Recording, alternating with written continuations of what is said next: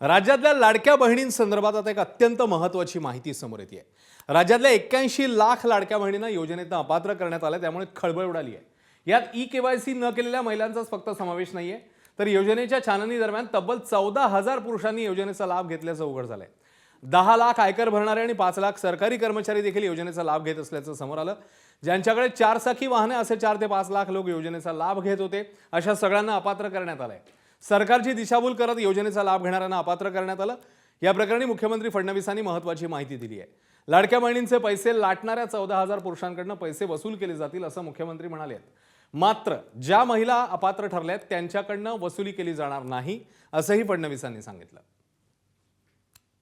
ज्यांनी केवायसी केली नाही त्यांना आता आम्ही पैसे देणार नाही, पण त्यांनी दिलेले पैसे आम्ही वसुली करणार नाही। मात्र 14,000 ज्या पुरुषांनी पैसे घेतलेले आहेत त्यांच्याकडनं मात्र पैसे हे वसूल केले जातील। त्यामुळे नीट सायंटिफिक प्रोसेसने या सगळ्या गोष्टी केल्या आहेत। जवळपास 1,70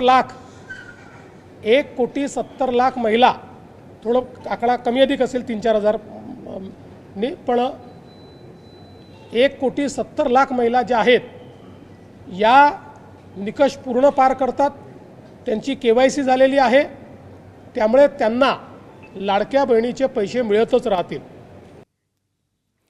81 लाख लाडक्या बहिणी अपात्र झाल्यामुळे विरोधकांनी सरकारला लक्ष केलंय। निवडणुकीआधी तपासणी का केली नाही असा सवाल विरोधक करतात, तर अंबादास दानवेंनी अदिती तटकरे यांच्या राजीनाम्याची मागणीच केली आहे। पाहूया। हे बेकायदेशीर पैसे जर सरकार परत घेणार नसेल सरकारच्या तिजोरीत, तर ज्यांच्या सहीने हे आदेश निघाले त्यांची संपत्ती जप्त केली पाहिजे।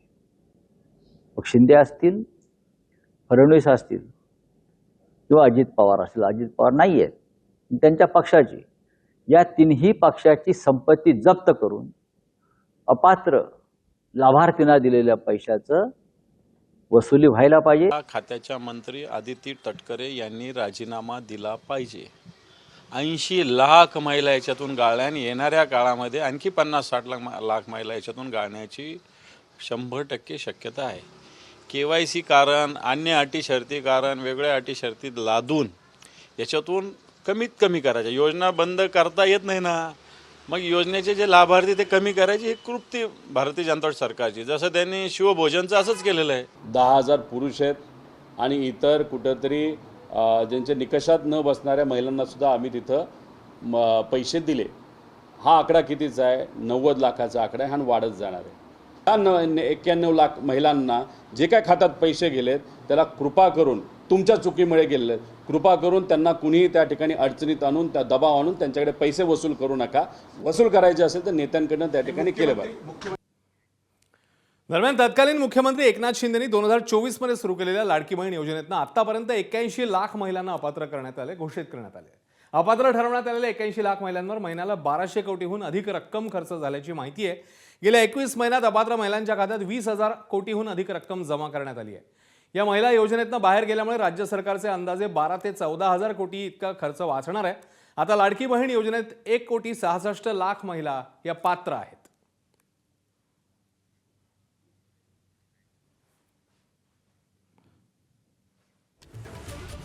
आपले प्रतिनिधी राजू सोनवणे आता आपल्या सोबत आहेत। या सगळ्याबद्दल राजू, या सगळ्या संदर्भात आता कशी पावलं टाकण्यात येणार आहेत? कसं गणित जे आहे, आर्थिक गणित खास करून ते बदलताना आपल्याला बघायला मिळेल, कारण आकडा मोठा आहे हा।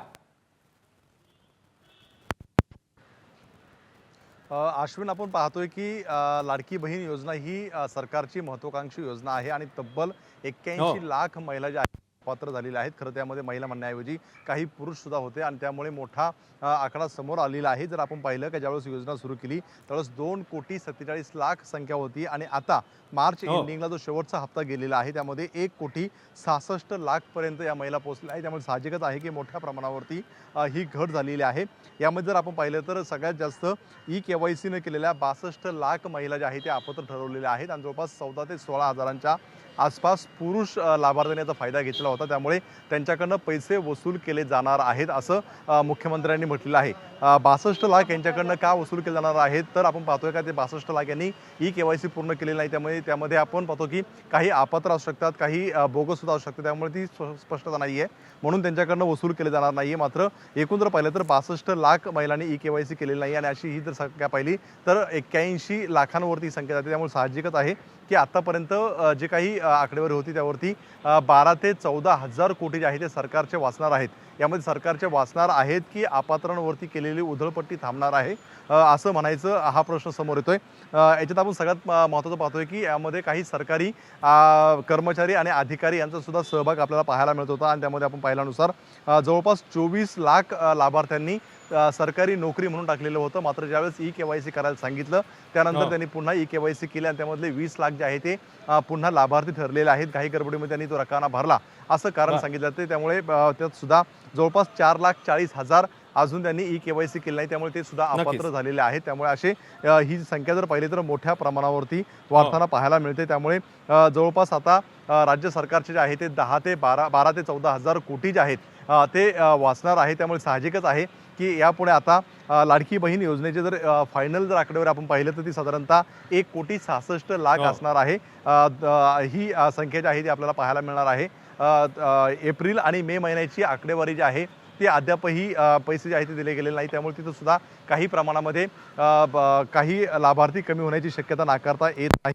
राजू, त्यामुळे हा आकडा जो आहे तो येणाऱ्या काळामध्ये जे निश्चित काही पुढच्या काही महिन्यांमध्ये आपल्याला स्पष्ट होऊ शकेल. मात्र जसं तू सांगतोयस की एकतर विविध निकष लावण्यात आले आणि त्याच्यानंतर अशा प्रकारे जी आहे ती अपात्र ठरवण्यात आले लाडक्या बहिणींना, ज्याच्यामध्ये पुरुषांची देखील संख्या असल्याचं समोर येतं. राजू, धन्यवाद या सगळ्या सविस्तर माहितीबद्दल.